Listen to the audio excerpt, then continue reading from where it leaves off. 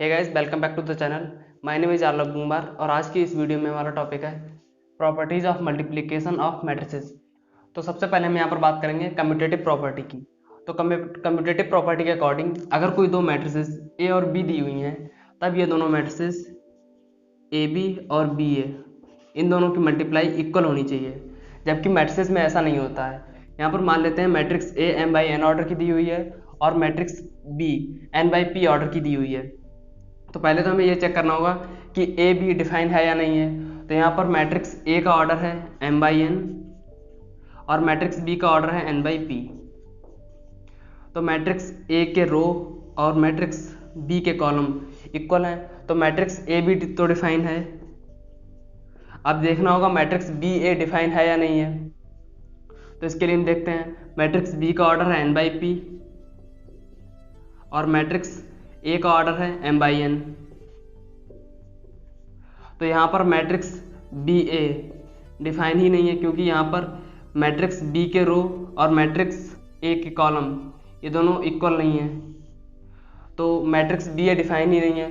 तो हम यहाँ पर अगर एम बाई एन ऑर्डर और एन बाई पी ऑर्डर की दो मैट्रिक्स दी गई हैं, तब ए बी तो हम निकाल सकते हैं, जबकि बी इंटू ए हम निकाल ही नहीं सकते हैं। तो यहाँ पर मैट्रिक्स बी ए डिफाइन नहीं है और अगर इसलिए ए बी इक्वल नहीं होंगे। मैट्रिक्स ए बी और बी ए ये दोनों इक्वल नहीं होंगे। अब यहाँ पर हम एक बार मान लेते हैं कि मैट्रिक्स ए का ऑर्डर एम बाई एन है और मैट्रिक्स बी का ऑर्डर है के बाई एल। तब हम देखते हैं कि ए बी और बी ए दोनों डिफाइन कैसे हो सकती हैं। कब ए बी और बी ए दोनों डिफाइन हो सकते हैं? तो इसके लिए हम अगर ए बी का ऑर्डर ए का ऑर्डर एम बाई एन है तो बी का ऑर्डर है के बाई एल। यहाँ पर अगर मैट्रिक्स ए का ऑर्डर एम बाई एन है और मैट्रिक्स बी का ऑर्डर के बाई एल है, तब ए बी और बी ए दोनों तभी डिफाइन हो सकते हैं जब यहाँ पर n is equal to L हो और n इज इक्वल टू के हो और m is equal to L हो।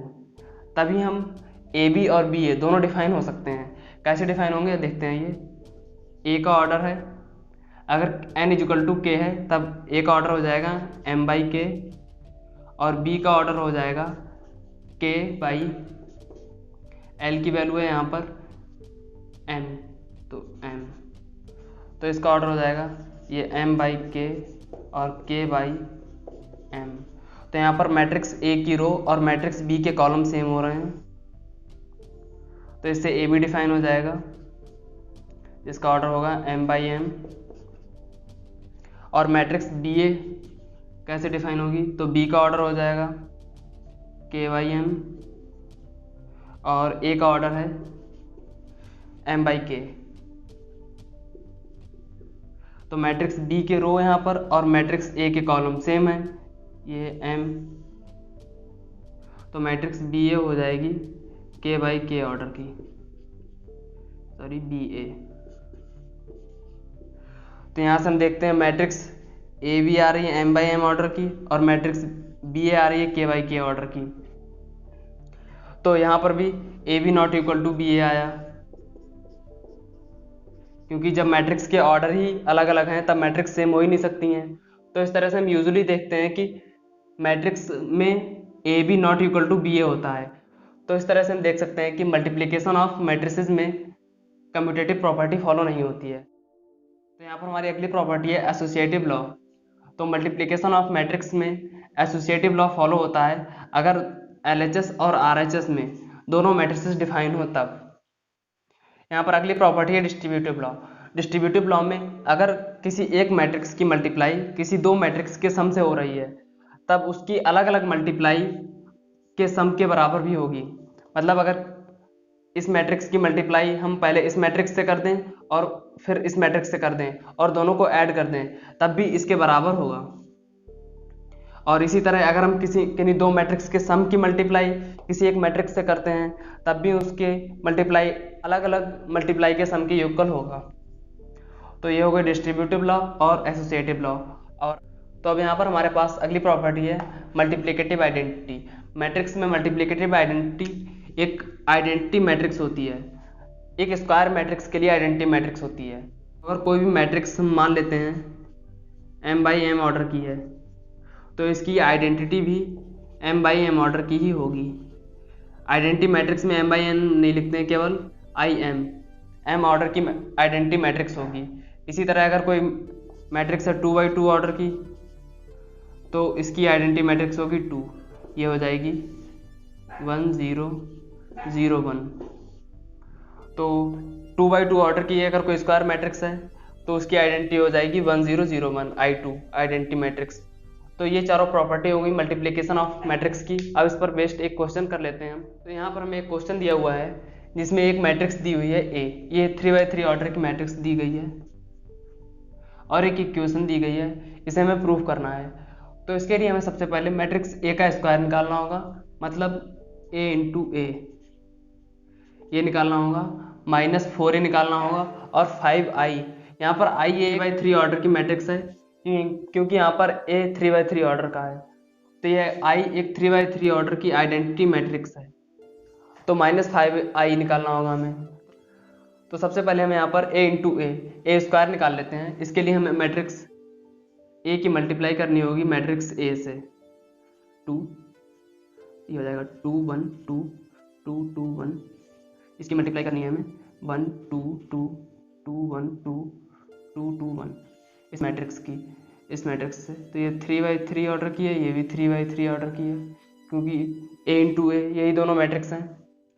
तो यहाँ पर इन दोनों मैट्रिक्स की मल्टीप्लाई करते हैं हम। तो ये हो जाएगा, इसकी फर्स्ट रो से इसके तीनों कॉलम से मल्टीप्लाई करनी होगी पहले हमें। तो फर्स्ट रो से मल्टीप्लाई करते हैं इसके फर्स्ट कॉलम में। तो ये जाएगा 1 into 1 equal to 1 plus 2 into 2 equal to 4 plus 2 into 2 equal to 4। और यहाँ इसकी मल्टीप्लाई सेकेंड रो कॉलम से करते हैं। तो 1 into 2 equal to 2 plus 2 into 1 equal to 2 plus 2 into 4 equal to 4। इसी तरह इसकी मल्टीप्लाई करते हैं। तो ये हो जाएगा 2 plus 2 into 2 equal to 4 plus इसकी मल्टीप्लाई इससे करते हैं। तो ये हो जाएगा 2। ये भी 3/3 ऑर्डर की मैट्रिक्स ही आएगी क्योंकि यहाँ पर इसका रो और कॉलम ये इक्वल है। इसके अलावा यहाँ पर 3/3 ही बचता है। ये भी 3/3 ऑर्डर की एक मैट्रिक्स आएगी। अब इसकी फर्स्ट रो के तीनों कॉलम से मल्टीप्लाई कर लिया है। अब इसकी सेकंड रो से तीनों कॉलम की मल्टीप्लाई करते हैं। तो यहाँ पर आ जाएगा ये 2 प्लस 2 प्लस ये आ जाएगा 4। अब इसकी मल्टीप्लाई सेकंड कॉलम से करते हैं। तो ये हो जाएगा 2 प्लस 1 प्लस 4। अब इसकी मल्टीप्लाई इसके थर्ड कॉलम से करते हैं। तो ये हो जाएगा 4 प्लस 2 प्लस 2। अब इसकी मल्टीप्लाई करते हैं। तो ये हो जाएगा 2 प्लस 4 प्लस 2। इसकी मल्टीप्लाई सेकंड कॉलम से करते हैं। तो ये हो जाएगा 4 प्लस 2 प्लस 2। इसकी मल्टीप्लाई थर्ड कॉलम से करते हैं। तो ये हो जाएगा 4 प्लस 1।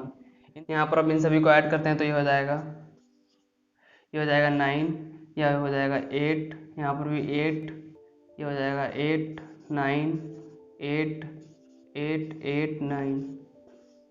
तो ये आएगा 3/3 ऑर्डर का। यहाँ पर हमें मिल चुका है ये A स्क्वायर।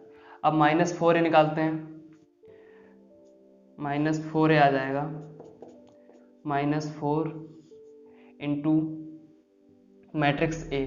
तो 1 2 2 2 1 2 2 2 1 इक्वल टू ये मैट्रिक्स आ जाएगी।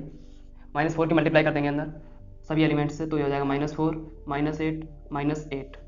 ये हो जाएगा -8, ये हो जाएगा -4 -8, ये हो जाएगा -4 सॉरी -8 -4। अब यहाँ से हमें A स्क्वायर और -4A की वैल्यू मिल चुकी है। तो इन्हें हम लिख लेते हैं। तो हम -5I की वैल्यू निकाल लेते हैं, जहाँ पर -5I, यहाँ पर I एक आइडेंटिटी मैट्रिक्स है 3/3 ऑर्डर की। तो -5I की वैल्यू 1 0 0 0 1 0 0 0 1। ये 3/3 ऑर्डर की एक आइडेंटिटी मैट्रिक्स हो गई। तो हो जाएगा -5 0 0 0 -5 0 0 0 -5। अब इसे हमें प्रूफ करना है। हमारे पास A स्क्वायर -4a और -5i3 इन तीनों एलिमेंट्स की वैल्यू आ चुकी है। तो अब हम इसे रखते हैं। ए स्क्वायर की वैल्यू है हमारे पास a square -4a -5i। A square की वैल्यू है हमारे पास 988 -4a की वैल्यू है -4 -8 -8 -8 -4 -8 -8 -4 और -5a की वैल्यू है, इसे पुट कर देते हैं यहाँ पर। तो -5 0 0 0 -5 0 0 0 -5। अब इन तीनों को हम सिंपली ऐड कर लेते हैं और देखते हैं क्या आता है। तो ये हो जाएगा 8 -4 और -5, तो ये हो जाएगा 0 9 -4 -5, यहाँ पर आएगा 8